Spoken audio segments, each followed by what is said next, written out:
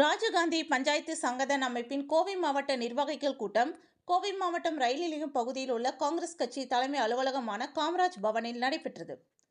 கோவை மாவட்டம் ரயில் நிலையத்தில் காங்கிரஸ் கட்சியின் தலைமை அலுவலகமான காமராஜ் பவனில் ராஜீவ்காந்தி பஞ்சாயத்து ராஜ் சங்கதன் அமைப்பின் கோவை மாவட்ட நிர்வாகிகள் ஆலோசனை கூட்டம் நடைபெற்றது.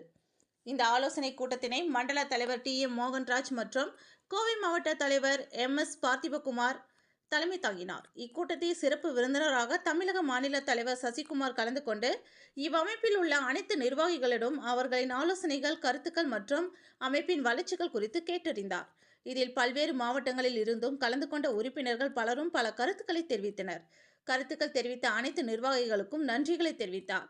இந்த நிகழ்ச்சியில் ராஜீவ்காந்தி பஞ்சாயத்து ராஜ் அமைப்பின் நிர்வாகிகள் டென்னிஸ் கடலூர் குமரவேல், ஸ்ரீபெரும்புதூர் டெல்லிகுமார், அரகோணம் டேவிட் தினகரன், வழக்கறிஞர் கருப்புசாமி, செல்வராஜ், சிவாஜிராஜன், தண்டபாணி, ராமச்சந்திரன், ஆனந்தராஜ், காந்திபாபு, பாப்பாத்தி, சுதா, வீராசாமி, தென்னரசு, சக்திவேல், ரங்கசாமி, செந்தில் சுப்பிரமணியன், காமராஜ் உள்ளிட்டோர் பலர் கலந்து கொண்டனர் என்பது குறிப்பிடத்தக்கது.